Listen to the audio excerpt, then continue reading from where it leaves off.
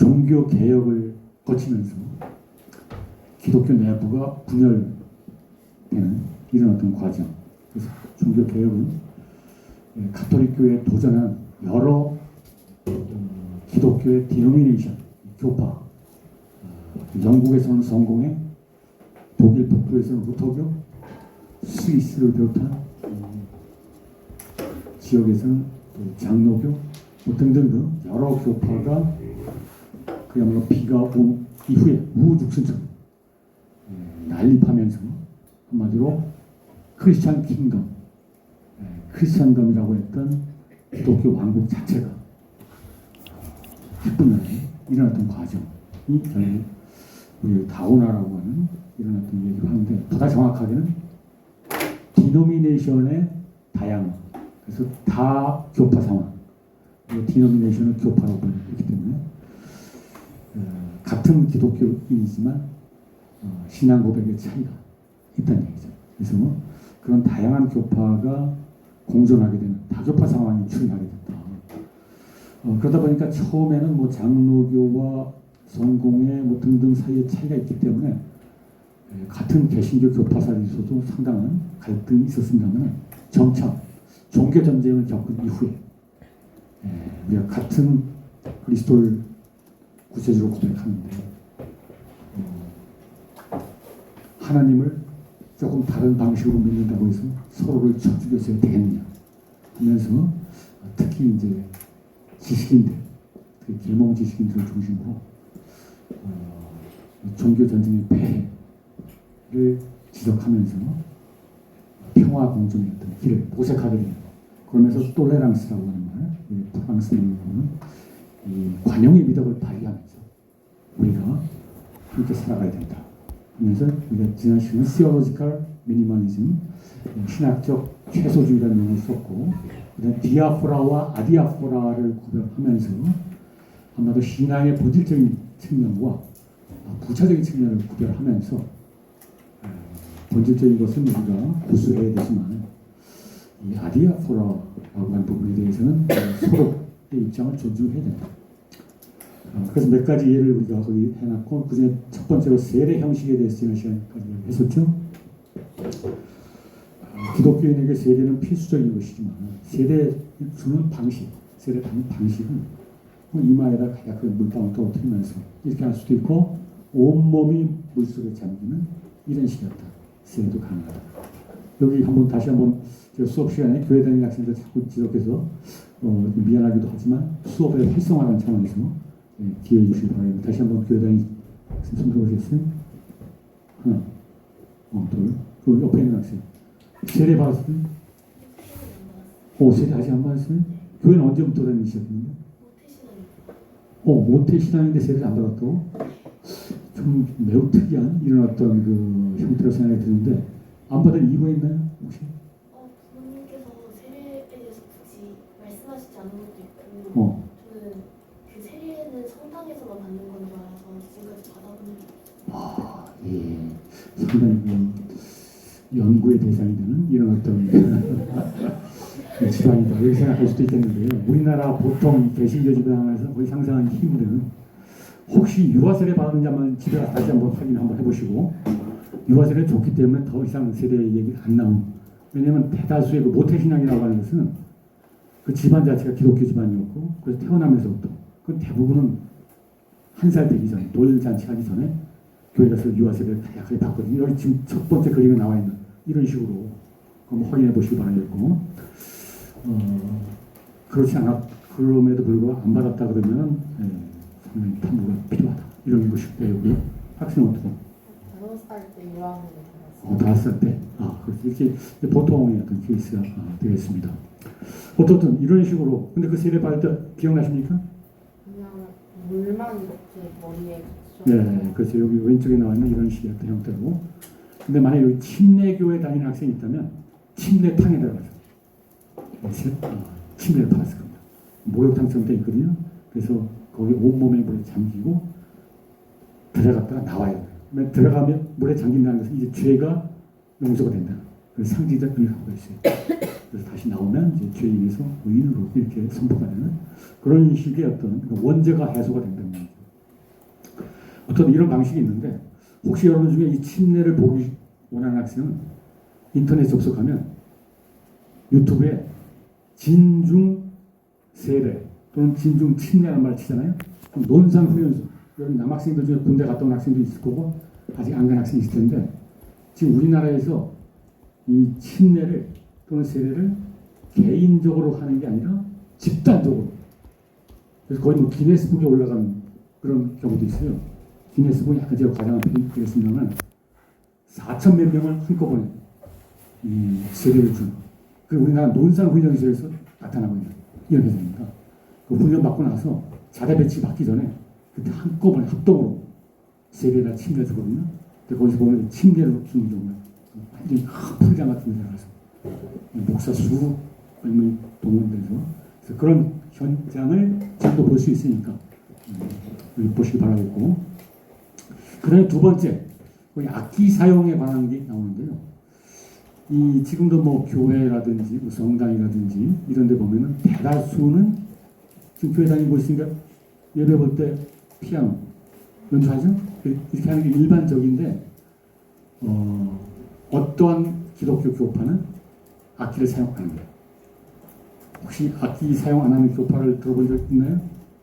네, 사실은 여기 지금 무악기, 유악기라고 나와 있는데 그 사진은 뭐 악기를 연주하고 있는 장면이 되겠습니다만 우리나라에 있는 개신교 디노미네이션 교파 중에 뭐 장로교, 감리교, 침례교만큼은 알려져 있지 않은 좀 소수 교파에 속한데 여러분들 김포공항 쪽에 가면 화곡동이라고 있지 않습니까?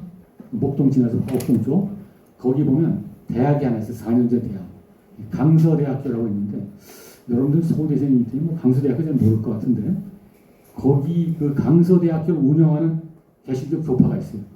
그게 정식 명칭은 그리스도교 교회라고 하는 거예요. 보통 명칭으로 기독교라는 뜻이 아니라 고유 명사로 그리스도교 교회라고 하는 디노미네이션인데 거기서 등촌중학교를 운영하는 동시에 대학교로서 강서대학교를 운영하고 있어요. 옛날에는 그리스도교 신학대학이라는데 지금 4년제 종합대로 되어 있어요. 그 교파에서는 예배를 보는데 그 교회들이 서울에 가져 있어요. 일요일날 가보면 악기를 연주하지 않습니다.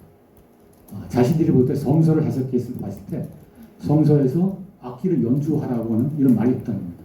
그렇기 때문에 악기를 연주하지 않는 게 성서에 잘 맞다 이렇게 생각을 하는 거예요. 근데 같은 그 그리스도교 교단인데 악기를 사용하는 또 교회가 있어요. 그래서 사용하지 않는 쪽을 무악기파라고 하고 사용하는데 유악기파라고 합니다. 그렇지만 서로 정통이나 싸움을 하지 않아요. 서로 존중하는 겁니다. 이건 아디아프라이기 때문에 서로의 판단을 존중하는 이런 식의 것을 볼 수가 있습니다. 그래서 악기를 연주하지 않는 그 교회를 얘기했는데 사실은 좀 더 규모가 큰 데는 우리나라에는 약하면 러시아 정교회, 그리스 정교회, 이른바 동방교회는 전통적으로 예배를 드릴 때 거기 미사를 드린다는데 악기를 연주하지 않습니다. 심지어는 거기 가면 의자도 없어요. 3시간, 4시간 서서 악기 없이 이렇게 예배를 드립니다. 그럼 악기가 없으면 찬송을 드릴 때 이게 뭐 소리도 잘 안 들릴 거고 우리가 어떻게 할 겁니까? 그래서 그리스 정교회나 러시아 성당은 공명 정치가 잘 공명 소리를 내면 잘 울림이 잘 되기 때문에 이렇게 아카펠라 음악이라는 게 있지 않습니까? 그런 맥락과 연결이 돼요. 이런 것이다. 이렇게 우리가 볼 수가 있겠습니다. 하나만 더 첨가하자면 종교개혁가 중에 마틴 루터하고 같은 시대 인물이었던 스위스에서 활동한 쯔빙클리라는 사람이 있었는데 이 쯔빙클리가 원래는 바이올린의 1급 연주자였어요. 근데 종교개혁을 하다 보니까 성경에 바이올린을 연주하라는 말이 없어요. 그래서 안 한 거예요, 이 사람. 그 다음부터 바이올린 내려놨어요. 종교개혁을 철저히 하다 보니까 이 사람은. 근데 루터는 반대입니다. 성경에 악기를 하지 말란 얘기도 없고 하란 얘기도 없고 애매하니까 루터가 음악을 들었습니다. 또 자기 외가 쪽이 아무튼 그래서 루터교는 굉장히 악기 또 음악이 강조가 되고 이런 어떤 교파다 이렇게 말할 수 있습니다. 그렇지만 서로 뭐 정통이다 이렇게 하지 않고 존중하는 아디아프라이기 때문에 이런 모습을 볼 수 있고요. 그 밑에 세 번째 이건 교회 조직 형태 방식인데요. 원래 중세 때는 카톨릭 교회는 교황을 정점에 놓고 피라미드식으로 해서 그 밑에 대주교, 주교, 그다음에 사제, 평신도 이렇게 피라미드 조직으로 된 이 교회 조직 방식이었고요. 중세 카톨릭 교회는 지금도 카톨릭 교회는 그렇죠.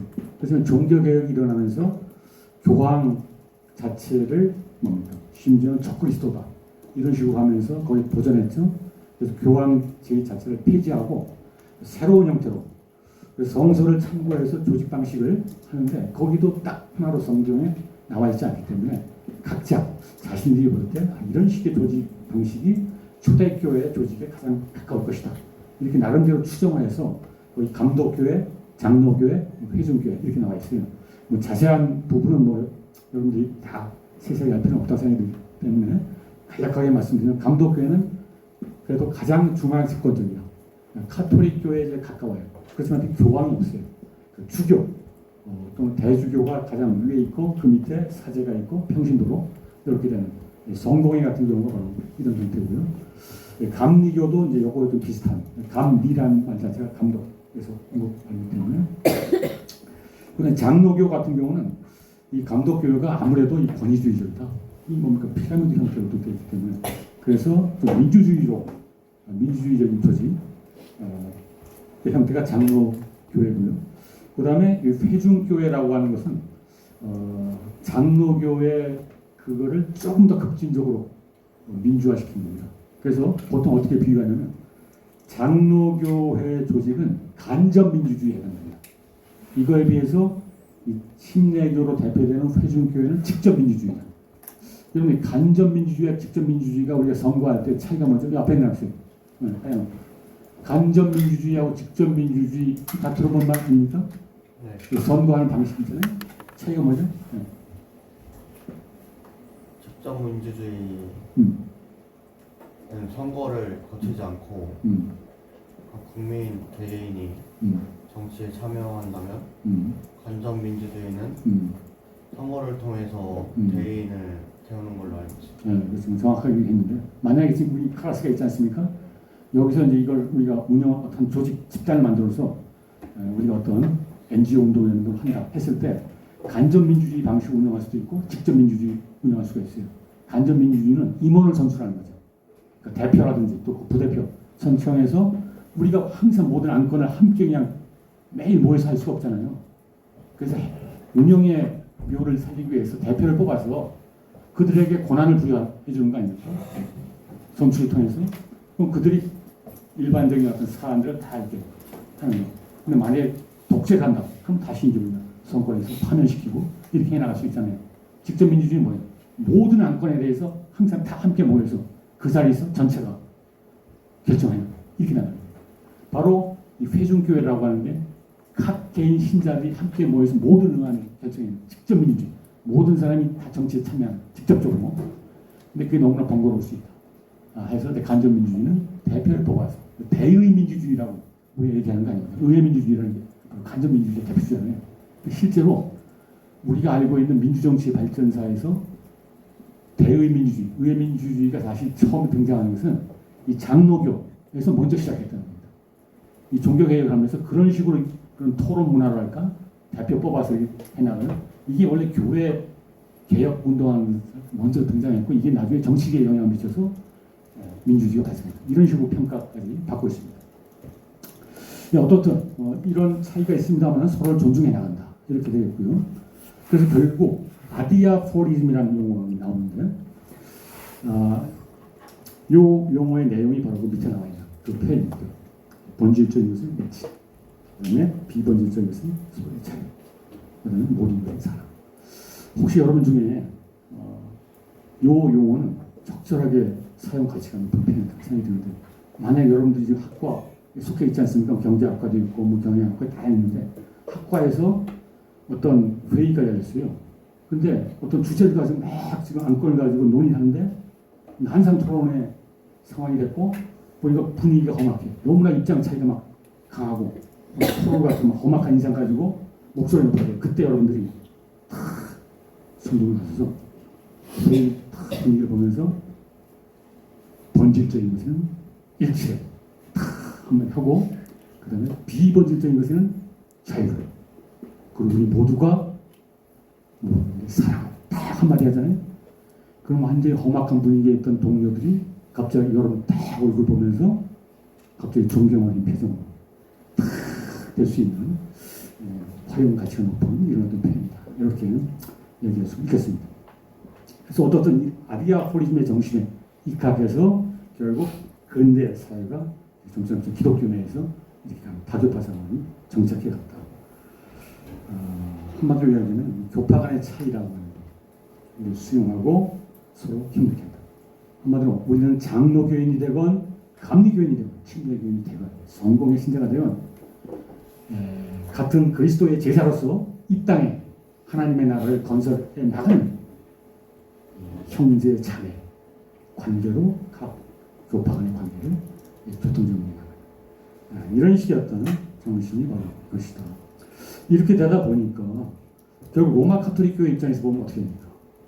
결국 근대 사회에 와서는 중세 때는 자신들의 교회만 한마디로 교회밖에는 구원이 없다라고 슬로건 하에서 오로지 유일한 참된 교회로 존재했는데 The only true church죠. true란 말이 제가 넣지 않았으면 유일한 참된 교회 하나 딱 있었다. 이런 어떤 맥락에서 근데 그런 어떤 상황이 이제는 가톨릭 교회가 여러 디노미네이션의 하나에 불과한 이런 식으로 됐다.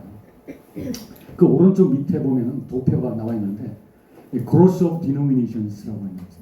그 여러 교파들의 성장 과정.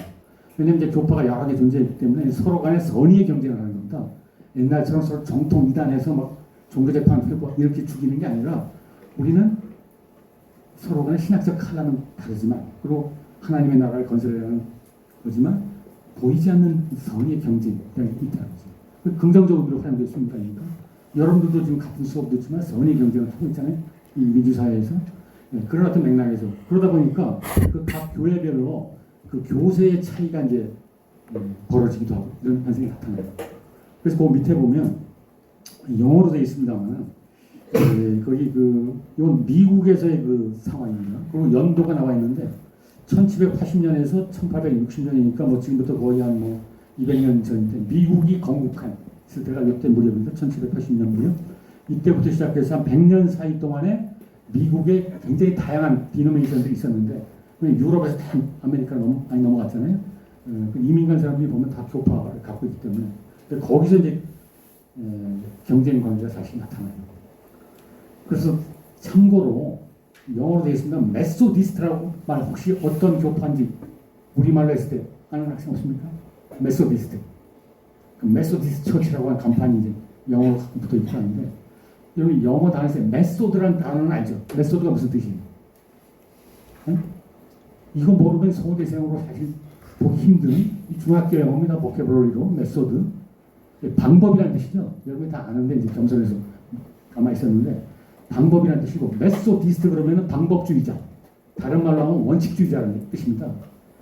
이거는 이 교파를 창시한 영국 옥스퍼드 대학 출신의 형제가 있었어요. 웨슬리 형제라고 있었는데 이 두 형제가 아주 경건한 신앙을 갖고 있었어요. 근데 원래 성공의 신자였어요. 근데 나중에 성공에 너무 권위주의다 해서 독자적으로 교회를 만들게 되는데 이들은 그 옥스퍼드 대학을 다닐 때부터 아주 생활이 경건한데 어느 정도 경건하냐 아침 6시에 딱 일어나고 또 몇 시까지 수업 듣고 그 다음에 수업이 끝나잖아요.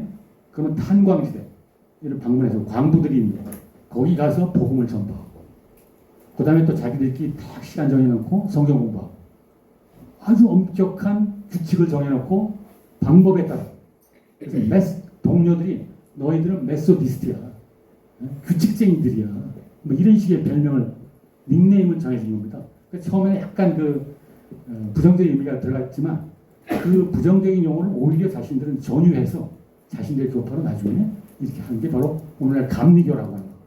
한국에서 장로교 다음 규세가 큰 감리교가 바로 영국 웨슬리 형제 옥스퍼드 출신 이들이 사실 만든 겁니다.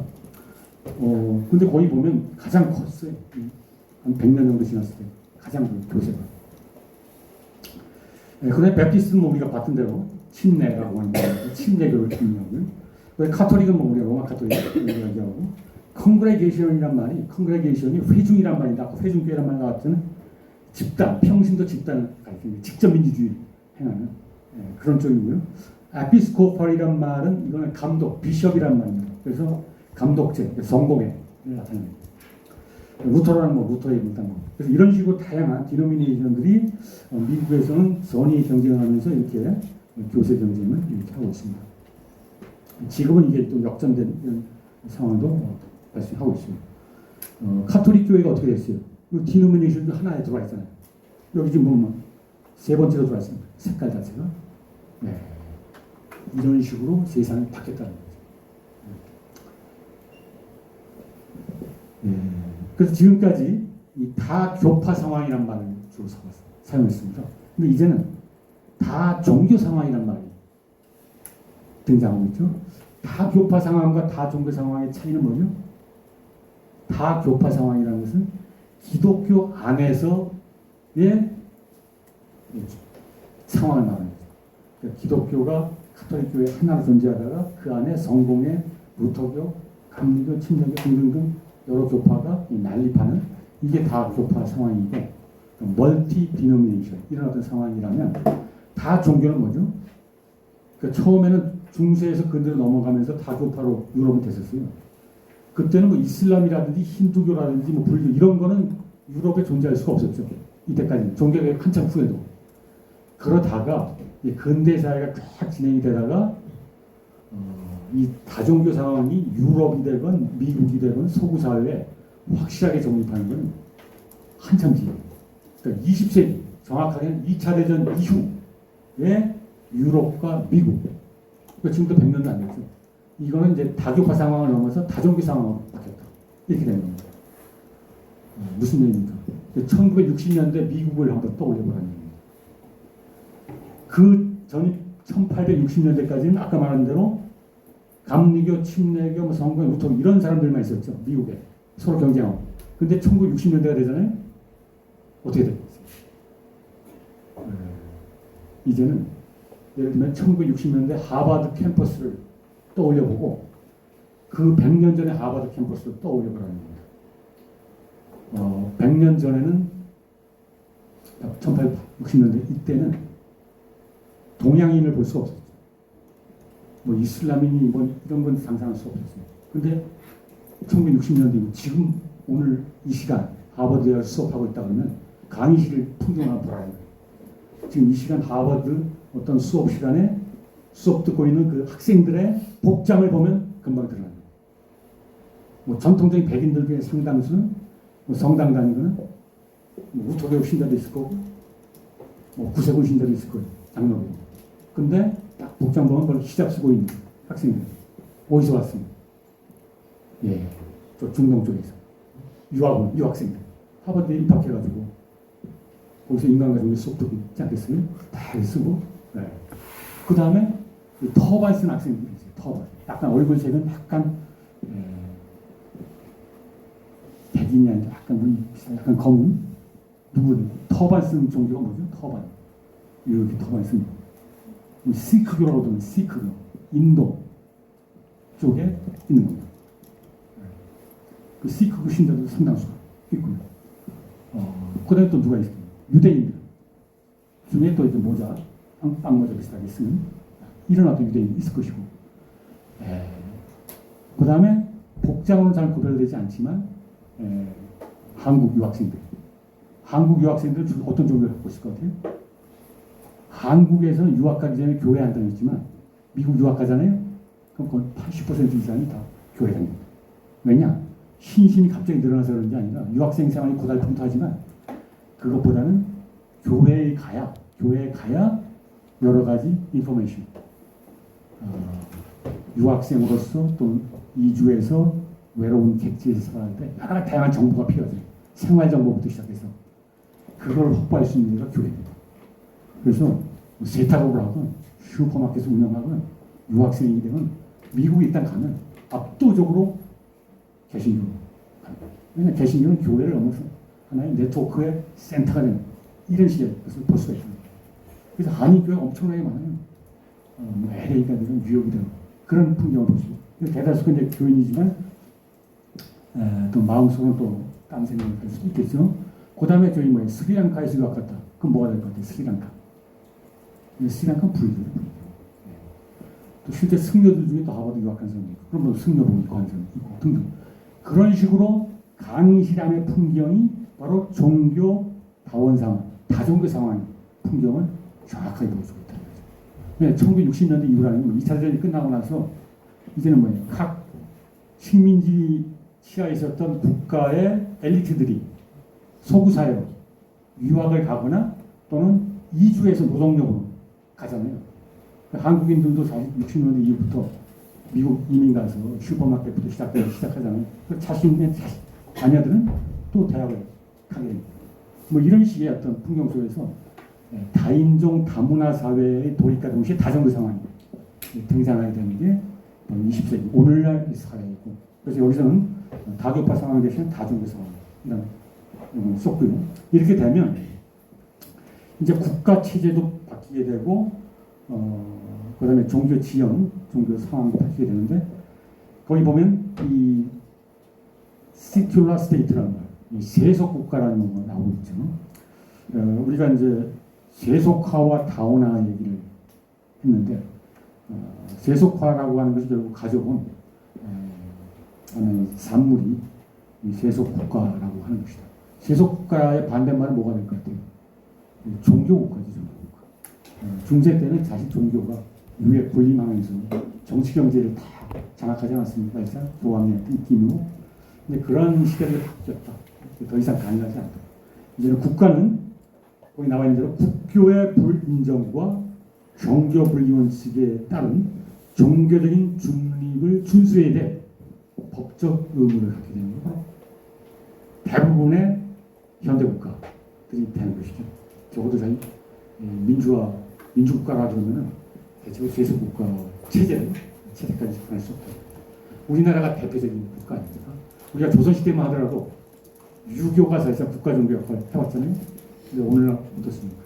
우리는 지금 세속국가 체제를 펴고 있죠. 헌법 20조에 보면 자주나옵니다만 국교는 인정되지 아니하고 종교와 정치는 분리된다고 하는 표현 자체가 바로 세속국가임을 천명하고 있는 이런 것이다.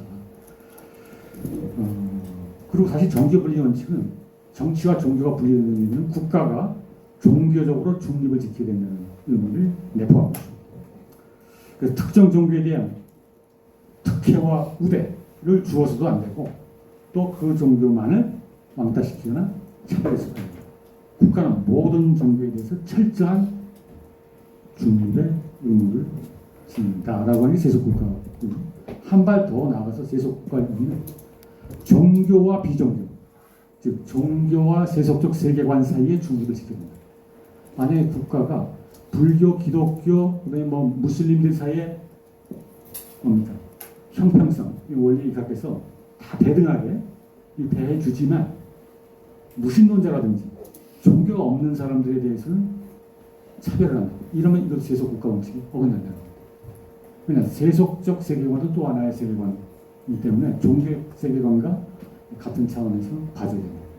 예를 들면 종교의 세계에 대해서는 여러 가지 다양한 특혜를 줘서는 안 된다라고 합니다. 물론 현 시대에서는 그게 좀 복잡하게 나타납니다. 어떤 정책이 과연 이걸 맞는 걸 놓고 치열한 논쟁이 벌어지겠습니다만 기본 원칙 자체는 이걸 필요합니다. 그래서 국가는 일단 이런 입장을 취하고, 국가가 종교에 더 이상 개입을 이제 안 하기 때문에 우리가 지난번에 그 세속화 얘기할 때는 종교가 정치에 개입하지 해서는 안 된다 라고 하는 것에 액센트가 들어가 있는 정교 분리 얘기했잖아요. 그러니까 중세에서 근대로 넘어갈 때 그 세속화라고 하는 중세까지만 하더라도 교회가 공적 영역인 정치에 너무나 개입했기 때문에 여러 가지 문제가 있다고 보면서 교회의 정치 불개입을 강조하는 정교 분리가 그때 우리가 얘기했었는데, 지금 상황에서는 뭐 그것도 포함이 되지만 그 반대의 측면, 국가가 종교에 개입하지 않는 이런 의미의 정교 분리가 또 강조가 됩니다. 이런 또 상황이죠. 그러다 보니까 이제 종교들 사이에서는 이 종교의 자유도 인정이 되기 때문에 우리가 지난번에 정계분리 얘기하면서 사사화 얘기하면서 그때 종교 자유 얘기 나왔잖아요. 그래서 근대 국가라고 하는 것은 이제 종교의 자유를 기본권으로 보장하는 겁니다. 기본 인권의 하나입니다. 그러다 보니까 종교의 자유가 갖고 있는 각 종교 집단이 이제 자유롭게 포교 활동을 하는 거죠. 선교의 자유, 포교의 자유 각해서. 그러다 보니까 이제 이 포교 경쟁이 이제 과열될 수도 있고 때로는 반칙을 범할 수 있어요. 선교, 포교 활동하면서 그때 국가가 개입하는 거예요. 그러니까 국가는 축구 심판 역할을 합니다. 이 게임이 공정하게 이루어집니다. 그런데 만약에 축구 경기하다가 누가 태클 걸 때 완전히 의도적으로, 고의적으로 방해하면서 축구 심판이 딱 휘슬 불면서 거기다 페널티라고 이런 그 하잖아요. 벌칙 주잖아요. 종교 경쟁도 선의의 경쟁을 해야 되는데 뭐 강제로 개종을 시킨다든지 폭력을 사용한다든지 뭐 이런 식으로 하게 되면 이제 국가가 개입해서 그거는 종교의 자유, 포교의 자유 범위를 벗어난 것이다. 뭐 이런 식으로 하면서 이제 제재를 가하는 거죠. 그래서 어떻든 이런 식의 이제 포교 경쟁 사회로 돌입하는데 그거를 거기서는 종교 시장이다라고 하는 용어로 학자들이 부르고 있습니다. 그러니까 오늘날 현대 사회 다종교 상황은 다종교 상황 속에서 이 종교계는 시장 상황으로 돌입했다. 시장이라는 게 뭡니까? 여러 기업이라든지 이런 것들이 경쟁하는 이런 상황 아닙니까? 종교계도 그와 비슷한 상황이 됐고 그래서 종교 시장이라는 용어가 나와 있습니다.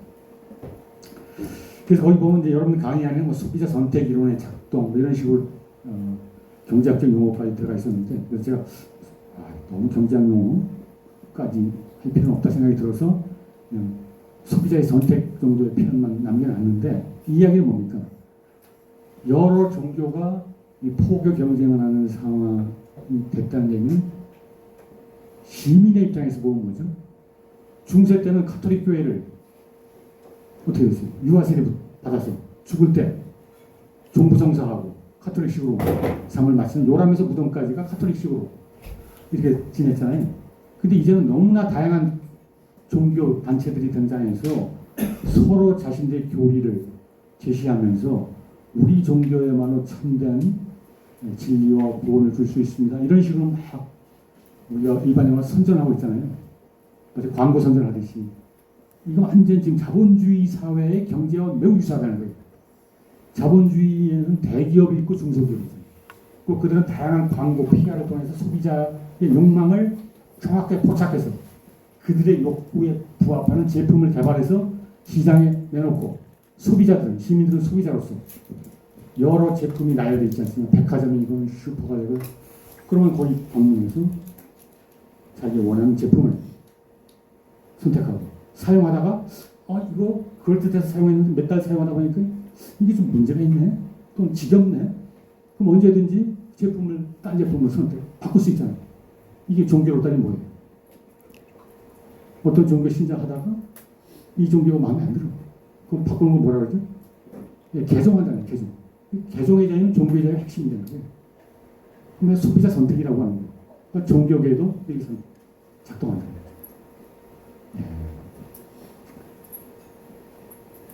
이 이야기는 뭡니까? 결국 생산자와 소비자가 결국 자본주의 시장이 아니면 종교계에서도 생산자와 소비자가 있는데 일반 사람들이 소비자가 되고 교단들, 종교 집단들이 생산자가 되는 거죠. 그래서 그들은 그때 상황에 맞게끔 교리도 변화시키고 또 의례도 개발하는 겁니다. 현대 사회 시민들에게 정말 부담 없이 다가갈 수 있는 또 그들이 사실 원하는 기호에 맞는 이런 종교 제품을 개발하게 되는 거예요. 그래서 시장에 해나가요. 그 종교 제품을 학자들은 셀베이션 굿, 구원제다 이런 식으로 생각합니다. 왜냐하면 구원이란 말이 종교에서 구원이 사실 최고의 목표 아닙니까? 영혼의 구원을 위해서 내가 지금 교회에 다닙니다. 우리 교회에 오면 영혼의 구원을 받을 수 있고 각 종교 단체들은 다 이렇게 하고 있어요. 그런 맥락에서 오늘날의 이 상황은 종교 시장 이런 상황이 됐고 구원제가 등장하고 이제 보급되고 또 소비자의 선택을 기다리는 그러다 보니까 잘 팔리는 제품 구원제가 있고 별로 인기가 없는 그래서 결국은 마이너한 정도로 떨어지는 한때는 잘 나가다 소비자의 더 이상 선택을 받지 못해서 군서 정도로 추락하는 이런 쪽이 나오면 갑자기 탁 신제품이 나왔는데 이게 뭐 엄청난 인기를 끌면서 그야말로 시장을 석권하듯이 종교계도 어떤 신흥 종교가 나타나서 완전히 석권해버리는 뭐 이런 식으로 모습을 볼 수가 있다는 거예요. 그래서 그게 거의 뭐 경제학적인 용어로 이 종교 사회학에서 종교 시장의 승자와 패자로 출발 뭐 이런 맥락으로 사회가 바뀌었다 이렇게 볼 수 있는 거죠. 그렇게 되면 이제 기독교라고 하는 게 어떻게 됩니까? 아까 카톨릭 교회가 유일한 교회에서 하나 디노미네이션으로 바뀌는 게 다교파 상황의 맥락이라면 이제는 오늘날은 그리스도교 전체를 놓고 봤을 때 그리스도교 전체가 더 릴리전에서 어 릴리전으로 이 정관사 더에서 부정관사 어로 바뀌었다는 건 뭐예요? 유일한 종교. 서구사에서 기독교는 장로교, 감리교, 뭐 침례 관계없이 그 전체를 묶어서 그리스도교만이 참된 종교라고 존재해왔다. 그때는 아직 힌두교, 불교 같은 이런 종교들이 잘 들어오기 전이고 그런 어떤 페이간 이거 그때 또 묶여 있었잖아요. 그런 상황이 이제는 뭡니까? 20세기에 들어와서 이 하버드 대학과 같은 또는 서울대는 좀 약합니다만 웬만한 현대 국가들은 강의실 안에 다양한 종교인들이 함께 공존하고 있는 거예요. 그래서 릴리전 여러 개 중에 하나의 종교가 되는 거예요. 그래서 그 오른쪽 위에 나와 있는 도표가 바로 이렇게 되는 거죠. 그 밑에 나와 있는 이 도표는 바로 이제 각 종교, 세계 종교들의 상징 보여주는 이런 식의 어떤 변화가 일어났다. 이렇게 말할 수 있습니다. 이렇게 되니까 어떠한 움직임이 나타나는 거예요. 그러니까 예를 들면 20세기를 살아가는 독실한 크리스찬이 있다. 이렇게 생각해 보세요. 자기가 과거에 보니까 저 중세시대를 보니까 그때는 그리스도교가 전 사회의 무게중심으로서 정치, 경제, 교육, 법, 예술 분야만이 아니라 종교 내부, 종교 영역 안에서도 유일한 참종교로 존재해 왔는데 이게 세속화와 다원화를 거친 오늘날의 상황을 보니까 이제 그리스도교는 뭡니까? 세속 문화와 경쟁하야 되는 우리가 지난번에 BBC 방송을 봤을 때 데이비드 베컴이 떠오르잖아요. 데이비드 베컴. 일요일날 오전이면 중세 때는 다 성당 가서 함께 미사 드렸어요. 근데 일요일 오전에 축구 경기장에 데이비드 베컴이 나타났다. 그래서 교회에 가야 될 사람들이 축구장으로 한마디로 세속 문화의 하나인 스포츠. 이 스포츠라고 하는 것은 세속 대중문화의 가장 대표적입니다. 아니면 옛날에는 교회 가면 하루 종일 안식일 개념이 있었기 때문에 오전부터 오후까지 교회에서 경건하게 보는 거예요. 지금도 그런 교회들이 한국에 있어요. 근데 웬걸 오후 시간에는 어디 갑니까? 요즘 우리나라 말로는 예술의 전당이에요. 뭐 이런 또는 음악회, 갤러리, 전시회, 음악회, 뭐 콘서트 이런데 한마디로 세속문화죠. 거기 가서 엔조이하고 이런 식의 것. 한마디로 세속화의 효과로서 그리스도교의 영향력이 엄청나게 축소됐고 그뿐만 아니죠. 종교 내에서도 이제는 어때요? 옛날에 오로지 다 크리스찬만 있었는데 이제 무슬림이 당당하게 들어와 있고 시크교라고 하는 것도 들어와 있고 불교 스님들이 딱 앉아가지고 딱 목에 힘주고 있고 여러 종교 중에 이제는 초라하게 그 중에 하나에 불과한 이런 식의 그리스도교의 모습.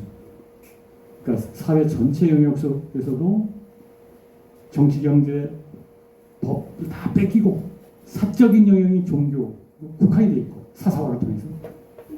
근데 그 사적인 영역이 종교 시장 안에서도 여러 종교 중 여러 제품 중에 하나에 불과해서 소비자의 선택을 기다리고 시민들의 눈치를 봐야 되는.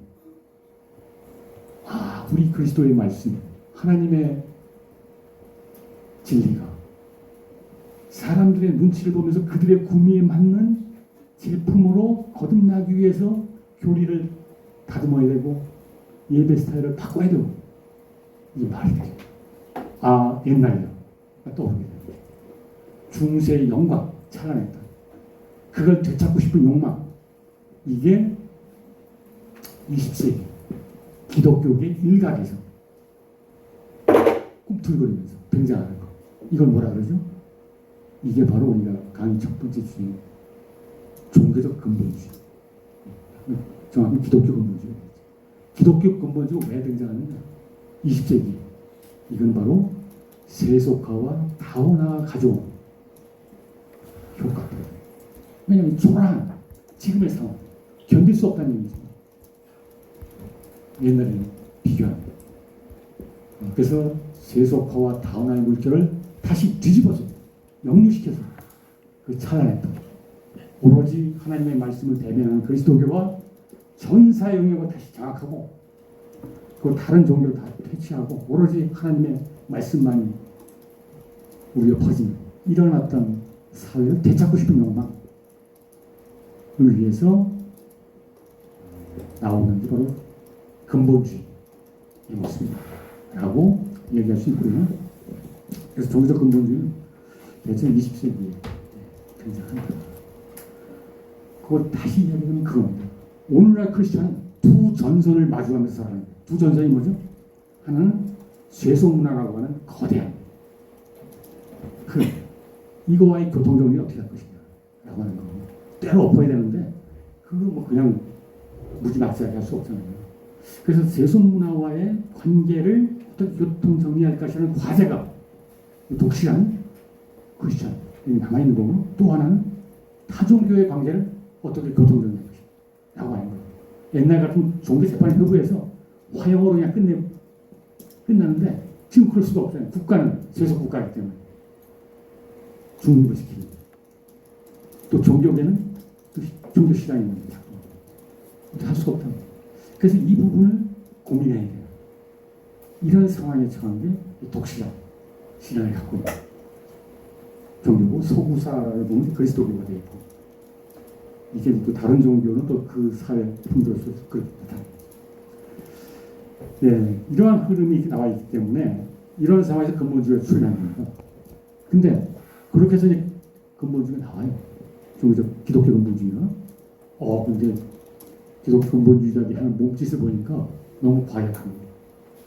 이건 폭력, 예를 들면 테러리즘까지 가지 않죠. 근데 이슬람 같은 경우는 폭력과 결부가 됩니다. 여러분 잘 알고 있잖아요. 이슬람 원리주의자는 테러예요. 근데 기독교 근본주의는 총까지 드는 경우는 거의 찾아볼 수 없고, 대신 총은 안 드는데 말이 과격합니다. 그래서 뭐 사탄의 자식들 뭐 이런 식으로 타종교인들을 한다든지 뭐 이런 식으로 하죠. 근데 그런 식으로 나가면 이게 역작용이 있을 수 있거든요. 건전한 시민사회에서 종교인들이 그런 식의 말을 사용하고 굉장히 폭력적인 언성이 사실은 근본주의가 그렇게 나가고, 그리고 도대체가 시대와는 부합하지 않는, 옛날만 생각하니까 이들 중세적인 사고를 가지면 그대로 지금도 적용하려고 합니다. 그렇게 나가는 기독교인들이 생기니까, 근본주의 기독교 생기니까 같은 기독교인들 중에 잠깐 그렇게 하면 안 됩니다 하면서 기독교계 일각에서 이 기독교 근본주의자들의 모습을 지켜보다가 당신들의 마음은 이해가 가능하다. 당신들의 심정은 충분히 이해되지만 그렇게 나가면 안 돼요. 아마도 세속화와 다원화의 물결을 거슬러서 중세 시대로 돌아가려고 하면 오히려 역작용이잖아 하면서 그건 되돌릴 수 없어요. 대신 우리가 이 시대에, 세속화된 시대, 다원화된 이 시대에 부합하는 그러한 기독교로 거듭나야 돼. 라고 주장하는 기독교가 또 한편 등장해요. 그게 뭐냐? 시대와 소통 가능한 기독교가 돼야 되지, 시대와 소통할 수 없는 그런 근본주의의 모습은 기독교 자체를 와해시킬 수가 있다. 자칫하면. 그렇기 때문에 그건 위험한 짓이야. 하면서 우리가 우리 시대에 맞는 기독교. 그러니까 세속과 다오나 두려워할 게 없어. 세속과학은 긍정적인 측면이 있고 다원화학은 긍정적인 측면이 있어. 그거를 우리가 적극적으로 활용하면서 세속화 시대, 다원화 시대, 성숙한 그리스도인으로서 살아갈 수가 있어. 이렇게 나오는 게 바로 자유주의 신학이라고 합니다. 그래서 근대 사회에 들어와서 즉 세속화 다원화 이후 시대에 그리스도교를 예를 들면 투트랙으로 분화가 돼서 가는 겁니다.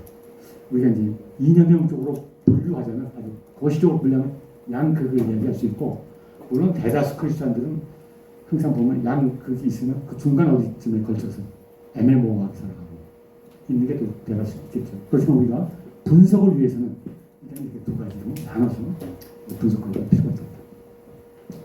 그래서 먼저 자유주의 신학이라고 하는 게 어떤 거냐, 근본주의 신학과 구별되는,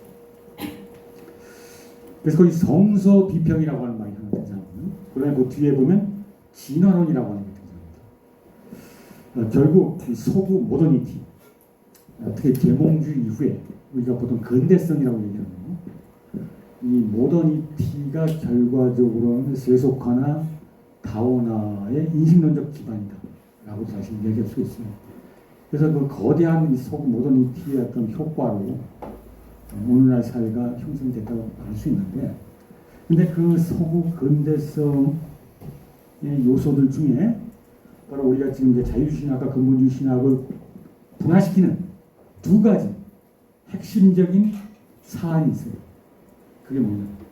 이 성서 비평을 도입할 것이냐 말 것이냐 라고 하는 하나의 사안이고, 또 하나는 진화론을 수용할 것이냐 거부할 것이냐.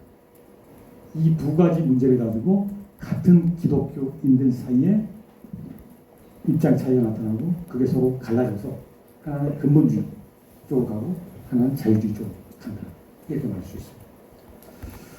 자유주의는 성서 비평을 적극적으로 수용합니다. 그리고 진화론도 수용해요. 근본주의는 성서 비평을 수용하는 순간 기독교는 끝장납니다. 두려워합니다. 이거 받아들이면 기독교는 더 이상 성립할 수 없다. 진화론? 이거 받아들이면 기독교는 존립할 수 없다. 한마디로 성서 비평과 이 진화론을 기독교의 적으로 양립 불가능하면서 보면서 전면 결사 반대 하고 있는. 근데 자유주의는 그걸 받아들이고 있어요. 그럼 먼저 이 성서 비평이라는 게 과연 뭐냐? 라고 하는 것을 우리가 볼 필요가 있는데요. 이 성서라고 하는 건 뭐죠? 성경, 바이블이라는 바이블. 지금 우리가 여기서 말하는 이제 자유주의 신학은 주로 카톨릭보다는 개신교, 프로테스탄트 자유주의 신학을 주로 염두에 두면서 얘기하는 거고, 이 카톨릭 안에서도 자유주의와 근본주의가 분화가 되는데 개신교가 훨씬 더 이제 심각하게 논의가 되죠. 카톨릭은 하나 통일된 기구가 있기 때문에 그래서 카톨릭 부분 뒤에 가서 조금 다시 언급하고 그랬겠어요. 그렇지만 어떻든 여기서는 자유주의 신학 그러면 개신교를 주로 염두에 둬야 되는데, 개신교의 신앙의 토대,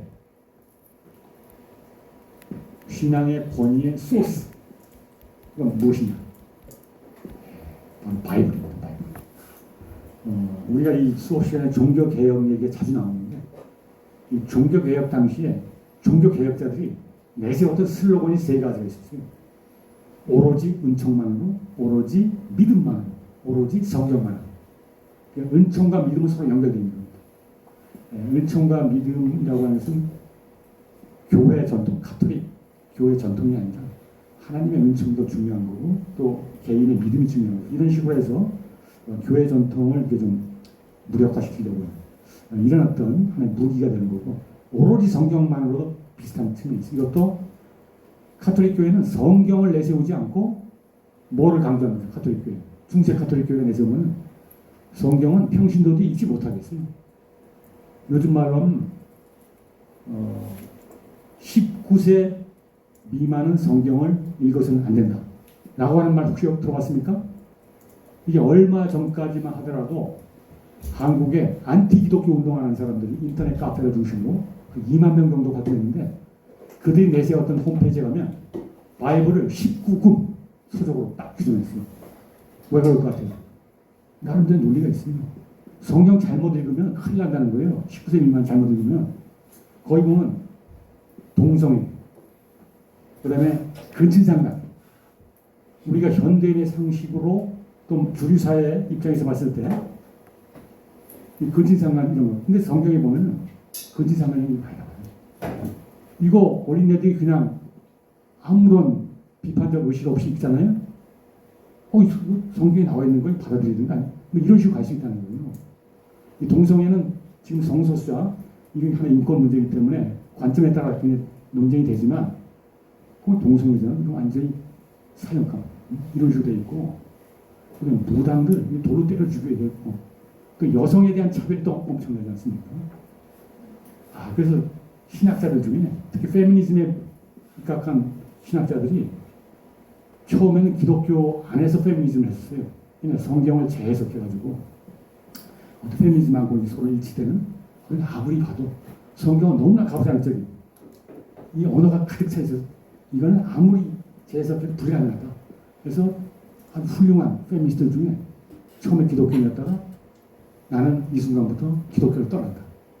기독교는 구제불능한 겁니다. 적어도 페미니즘 관점에서 그런 식으로 나가는 사람도 있어요. 그만큼 그 바이블이라고 하는 서적은 오늘날 2000년 전에 쓰였기 때문에 그런 문제가 발생하는 겁니다. 2000년 전의 사람들은 그게 별로 문제가 없대요. 사실 그 당시에. 근데 오늘날은 이게 근대 과학, 그다음 인권, 시민사회를 겪었고 이게 말이 될 수가 없는 거죠. 그래서 그런 정도였던 건데 에도 불구하고 어떻든 이 개신교는 오로지 성경만으로라고 하는 걸 내세우면서 등장했기 때문에 성경에서 모든 걸 다 시작해야 됩니다. 근데 카톨릭 교회는 성경 대신에 성경을 자기네가 해석을 해서 카톨릭 교리로 만들어서 교리 교육을 시킨 겁니다. 카톨릭은 성경 교육 안 시켜요. 왜냐면 위험하니까 자칫 잘못하면. 그래서 성경 전문가를 자청하는 사제들이 자신들의 군미에 맞게끔 성경을 해석해서 카톨릭 교회에 철저하게 복종하는 이러한 신자를 만들어내는 게 카톨릭 교회. 그 루터가 간파했고 칼빈이 간파한 거죠. 그래서 성경을 개방하라. 이렇게 나옵니다. 평신도들도 누구나 가 성경을 직접 읽게 해라. 그렇게 나온 게 종교개혁이거든요. 그래서 개신교는 성경 지상주의입니다. 사실 어떻게 보면. 근데 문제는 성경을 개방하는 순간 어떤 문제가 나타날 수 있습니다. 성경을 어떻게 해석하는가에 따라 완전히 다른 저기 나올 수 있거든요. 같은 문구를 놓고 전혀 다른 해석이 나올 수 있어요. 지금 동성애 문제 얘기했잖아요. 지금 동성애를 인권으로 주장하는 사람들하고 이거 안 된다 주장하는 사람들 보면 같은 문구를 가지고 전혀 다른 해석을 하고 있어요. 성경에서 성소수자 딱 존중하라고 하나님께서 말씀하셨어. 이런 책들 많이 나오고 있어요. 근데 한편에서는 성경 이거 봐. 이 동성애자는 돌로 때려 죽이라는 이거 그렇게 나와 있는 거 아니야? 뭐 이런 식의 또 해석을 하고 있습니다. 그러니까 성경을 모든 사람에게 개방하는 순간 프로테스탄트는 이미 자기 운명을 필연적으로 개신교는 핵분열할 수밖에 없다. 왜 종교개혁이 처음부터 성공회, 무토교, 장로교 이거 갈라질 수밖에 없습니다. 성경 해석이지 나타날 수밖에 없다. 예.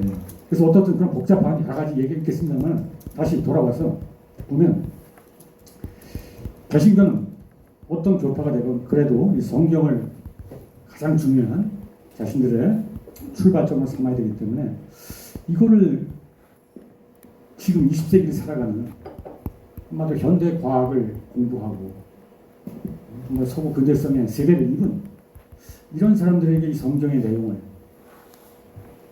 이제 가지고 설득을 하게 되고 이해를 시켜야 되는데 이게 2000년 전에 쓰였죠. 또 거의 뭐 3000년까지 거슬러 가는 구약성서 같은 이런 내용이 있어요.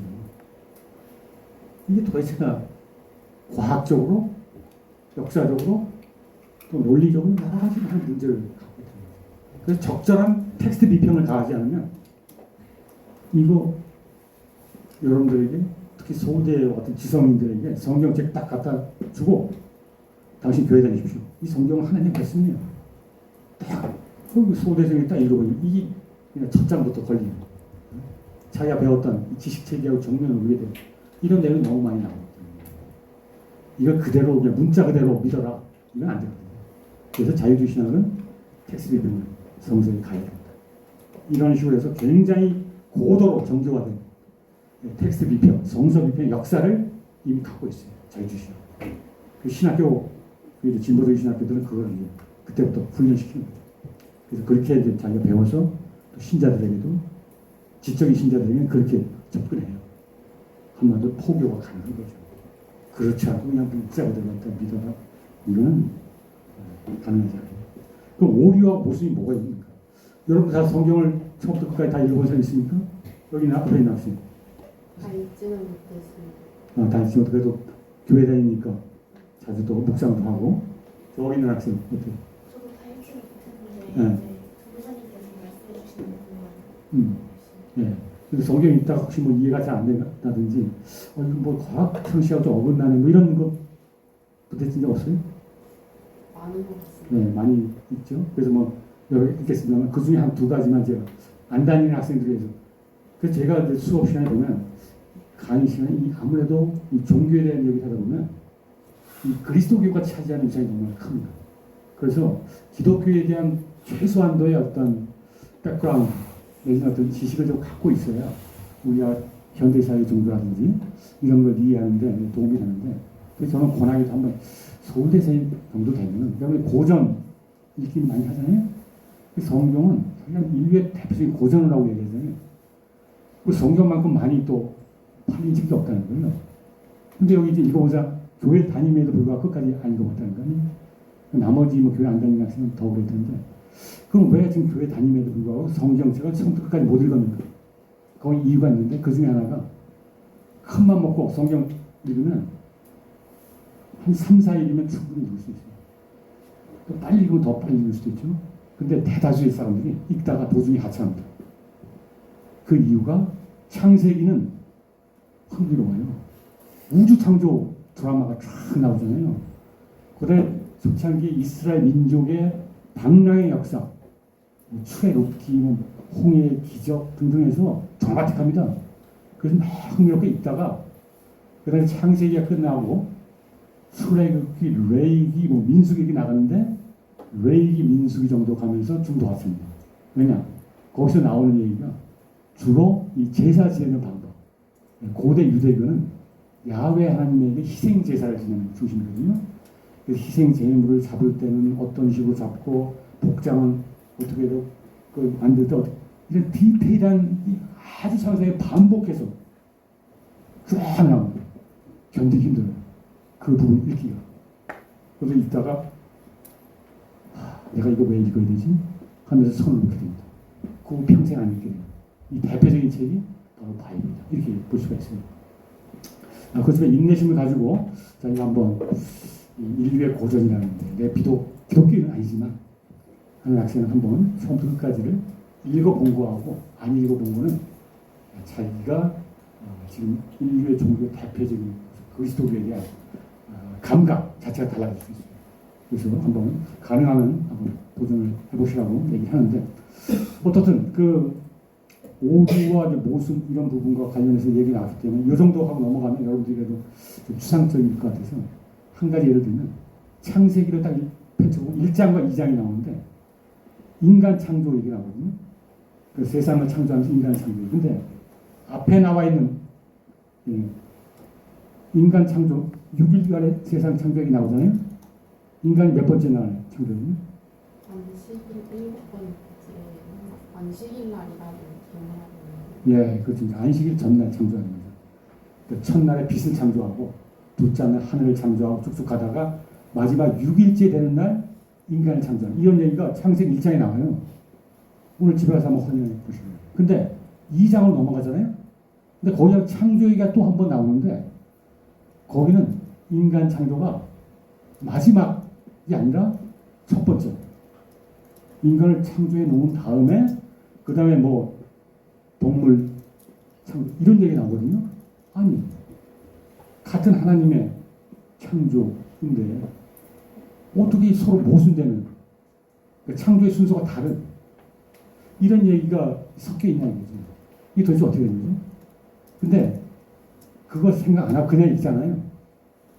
그걸 몰라요. 그냥 읽어요. 보통 사람이 그냥 읽다 보면은 아, 이 뒤에 2장 나오는 것은 앞에 나온 것을 부연 설명하는 것이다. 이런 식으로 읽히게 돼 있어요. 그렇지만 성서 비평을 해보면 1장과 2장은 완전히 다른 초창기에 완전히 다른 공동체에서 다른 문서로 유통되다가 나중에 편집 과정에서 그 두 가지가 합쳐진 거예요. 왜냐하면 그 언어 표현 자체가 다르거든요. 장르 자체가 다르거든요. 근데 결국 오늘날의 교양인들 같은 거 그거 다 캐치해내거든요. 그렇기 때문에 뭐 기독교 경전 하나님의 오류가 없어야 되는데 이런 거 그래서 거기서 또 걸려요. 또 한 가지만 더 추가하자면 시간이 많이 갔습니다만 이 구약 성서를 읽다 보면 이 전쟁 얘기가 많이 나옵니다. 여호수아라고 대표적인 유명한 모세의 후계자죠. 여호수아가 이제 전투를 하는데 이교도 이민족을 이제 공격하는 전쟁 상황인데 적진이 저쪽에 있는데 보니까 우리가 이제 거의 승기를 잡아서 저 마무리 저거 소탕해서 뿌리 뽑아야 되는데 뚝 보니까 해가 떨어지고 있어요. 조금 있으면 해가 넘어갈 것 같아요. 근데 옛날에는 전기가 없잖아요. 그 안 보이면 저걸 잡을 수가 없잖아요. 그래서 어떻게 하는 장면이 나옵니까? 혹시 성경 그 기억 안 납니까? 성경 예, 그때 다 기도하죠. 여기서 하나님한테 하나님 저걸 소탕하기 위해서는 지금 해가 떨어지면 안 되니까 어둠이 밀려오면 안 되니까 하루 동안만 저 해가 그 자리에서 멈춰달라. 다 이쁘다. 그래서 하나님께서 그걸 들어줘요. 그래서 24시간 동안 해가 그 자리에서 머물러 있었다는 겁니다. 성경에 나와 있어요. 이거 오늘날 천문학자, 지구과학자가 저걸 이거 어떻게 봐야 될 것 같습니까? 만약 해가 머물러 있다. 그러면 지구가 온전히 남을 수 있겠어요? 공전 자전이 맞물려 있는데 지구가 공중분해될 수 있는 이런 것이거든요. 옛날 사람들이야 뭐 이 지구과학 몰랐으니까 뭐 그렇지만 현대과학과 정면 충돌한 이런 내용들이 비일비재하다는 겁니다. 이거 텍스트 비평은 안 하면 안 됩니다. 이거는 그 시대에 이러한 맥락에서 이렇게 기록되었을 것이다. 이렇게 하면서 비평적으로 해야 된다는 것이죠. 그래서 어떻든 자유주의 신학자들은 이 현대 사회와 대화하면서 현대인들이 수용 가능한 기독교로 거듭나기 위해서 일어나는 작업을 하고 있다. 그래서 그 비평 방법 중에 크게 나누면 두 가지 방법이 있다. 하등 비평과 고등 비평이라고 하는 이 작업이 있는데 거의 그 로어 크리티시즘이라고 하는 거. 하등 비평은 한번 초보적인 비평이다. 기초적인 작업을 하는 것이다. 이렇게 얘기할 수 있고 그다음에 고등 비평은 그보다 한 차원 높은 좀 더 고차적인 비평을 하는 것이다. 근데 이 두 가지 작업은 지금도 성서 학자들은 이걸 하고 있습니다. 그럼 하등 비평이 과연 뭐냐? 요거는 거의 보면 사본 비평 또는 본문 비평이라고 하는 말로도 보통 사용하는데요. 지금 교회 다니는 사람들이 갖고 있는 성경책, 뭐 한국의 크리스찬들은 한글로 된 성경책을 갖고 있잖아요. 근데 처음부터 하나님께서 한글로 써서 줬습니까? 그게 아니죠. 처음에 우리가 구약성서와 신약성서라고 하는 거 알고 있잖아요. 혹시 여러분들 이건 교회를 안 다녀도 알고 있는 학생이 있을 텐데 구약성서는 처음에 어떤 나라 말로 쓰여졌죠? 어떤 언어로? 히브리. 네? 히브리요. 히브리라고 하는 말은 어떤 나라 언어죠? 오늘날 따지면? 이스라엘. 네, 그래서 오늘날의 이스라엘의 조상이라고 얘기할 수 있겠죠. 그래서 고대 히브리어로 구약성서는 쓰여졌고 거의 대부분 안 그런 부분이 약간 있어요. 그래서 그런 식으로 왜냐하면 지금도 유대인들의 경전이 구약성서잖아요. 내용이 사실 같은 거잖아요. 그들은 히브리 영전 지금 사용하는데, 그러면 신약 성서는 그것도 히브리 말로 쓰여졌네. 우리 학생이 혹시 교회 다녀서 그런지 많이 좀 아는데, 헬라어라고 하는 것은 오늘날로 하면 어떤 나라? 헬라가 어떤 나라입니까? 오늘날은 헬레니즘. 헬라가 헬레니즘이잖아요. 헬레니즘은 한 사람이 누구예요? 그 왕 장군이 누구예요? 그 지중해 세계를 최초로 제패한 알렉산더는 알렉산더 어디 마케도니아. 오늘날 그리스죠 사실. 요즘 마케도니아 독립해서 있지만 헬라라고 하는 게 그리스가 되는. 그러니까 고대 그리스어로 쓰여진 게 신약 성서가 되는 거죠. 그러니까 신약 성서가 쓰여질 때는 어디 예수 이후잖아요. 예수 이후라고 하는 것은 바로 이제 로마 제국 시대고, 그때 지중해 세계에 거의 뭐 공용어 비슷하게 사용됐던 게 고대 헬라어이기 때문에. 근데 그 두 언어로 크게 보면은 쓰여 있는데, 문제는 원본이라고 하는 거예요. 오늘날 바이블의 원본은 뭐예요? 최초의 경전을 말하는 거 아니겠습니까? 지금 갖고 있는 번역본이 되고, 이게 아니라 최초의 히브리어로 쓰여졌고 최초의 히라보로 쓰여졌던 오리지널 텍스트, 그 원본이 지금 지구상에 존재하는가? 존재하지 않는 겁니다. 원본은 사라졌어요. 지금 오늘날에 존재하는 성경책들은 그 원본을 카피한 사본. 근데 옛날에 복사기가 있었나요? 여러분들이 지금 딱 복도에 가서 책 카피할 때 그럼 복사기가 없었잖아요. 옛날은 다 필사. 원본이 분명히 있긴 있었을 텐데 그걸 필사했고, 그 다음에 또 시간이 지나면 또 그 필사한 건 또 필사에 필사를 하고, 이런 식으로 계속 거쳐온 거죠. 근데 원본이 없기 때문에 필사본을 가지고 이제 추적을 해야 되는데, 그러니까 오늘날 신약 성서만 하더라도 필사본이 옛날에 그 고대에 있었던 것 중에 파피루스라든지 양피지에 남아있는 거, 그 5,000개 이상이 발견됐는데, 그러니까 뭐 AD 뭐 400년, 700년, 뭐 900년 이런 남아있는 것들, 그래서 사본을 다 5,000개를 수집해서 봤더니 사본 중에 하나도 똑같은 게 없다는 겁니다. 모든 5,000개가 다 내용이 다르다는 거예요. 그러면은 원래 하나님의 말씀, 진짜 말씀이 무엇인지 이거 어떻게 알 거냐 라고 하는 물음에 봉착하지 않겠습니까? 기독교는 바이블의 종교고 바이블에서부터 모든 게 시작하는데, 그 원본을 알 수 없다면 그러면 가장 그 가까운 원본에 가까운 걸 우리가 한번 찾아보자 해서 하는 게 하르미피입니다. 그래서 여러 사본이 나오면서 서로 비교하는 겁니다. 비교하다 보면 공통된 게 나오잖아요. 근데 오늘 예를 들면 이 예수님의 말씀 중에 같은 말씀인데 좀 길게 나와 있는 사본이 있고 짧게 나와 있는 사본이 있습니다. 이런 주기도문 같은 경우 예수께서 가르친 건데, 뭐 하늘에 계신 아버지 이름을 쭉 나가는데, 근데 어떤 주기도문 사본은 내용이 짧아요. 어떤 건 길어요. 그럼 여러분들이 성서학자라면 두 가지 사본 놓고 어떤 게 원래 오리지널에 가까울까? 어떨 것 같아요? 짧은 게 맞을 것 같아요? 원본에 가까울 것 같아요? 긴 게 맞을 것 같아요? 거기에는 학자들만 논쟁이 있을 수 있겠죠.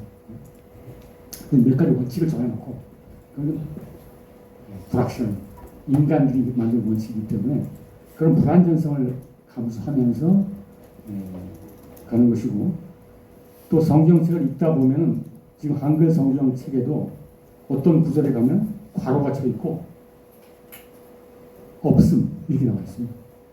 또 어떤 데는 다른 사본에는 내용이 다름, 뭐 이런 게 나와 있다는 겁니다. 시간이 1분밖에 안 남았는데 여기까지만 한마디 하면, 이 얘기는 오늘날 성서 학자들의 협회가 있어요. 특히 본부가 독일에 있는데 거기가 기준이에요. 그 사람들이 가장 사본학이 발전했어요. 그래서 그 사본 연구자들끼리 합의를 해서, 왜냐면 10년 전에 또 발견되고 또 발견될 수가 있어 앞으로. 그러면 회의를 통해서 가장 원본에 가까운 거로 합의를 해요. 그래서 딱 확정이 되잖아요. 그럼 그 독일어 본이 나오고 그걸 영어로 번역하고 또 한국어로 번역해 나가요. 그 학생이 갖고 있는 성경책은 그 독일 성서학자들이 합의한, 그걸 벌써 몇 번 바뀌었거든요. 그래서 그거를 번역해서 앞으로 또 바뀔 겁니다. 사본이 발견되면서 그 달라질 수 있기 때문에. 이런 식의 어떤, 근데 이거를 수용하면서도 기독교 신앙이 가능하다라고 하는 게 자유주의 신앙이에요. 근데 그거를 이제 부정하면 근본주의들이 가는 거죠. 네, 시간이 많이 흘렀어요. 일단 오늘은 여기까지만 하도록 하겠습니다.